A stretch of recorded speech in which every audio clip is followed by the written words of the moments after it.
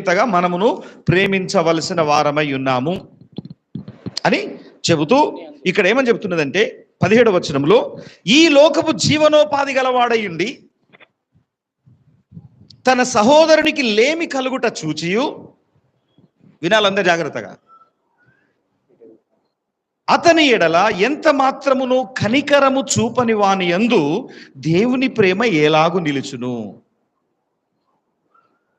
ఈ జీవనోపాధిలో నీ దగ్గర సమృద్ధి ఉన్నది, నీ దగ్గర సమృద్ధి అయిన ఆహారం ఉన్నది, సమృద్ధి అయిన డబ్బు ఉంది, సమృద్ధి అయిన వస్త్రాలు ఉన్నాయి, సమృద్ధిగా నీవు ఉన్నావు. అయితే నీ తోటి సహోదరుడు లేమి కలిగి ఉన్నాడు, కొరత కలిగి ఉన్నాడు. ఇప్పుడు నీవు నీ త్యాగానికి పని అప్పచెప్పాలి, నీ క్రియకు నువ్వు పని అప్పచెప్పాలి. అలా అప్పచెప్తేనే నువ్వు నిజంగా ప్రేమించినట్టుగా.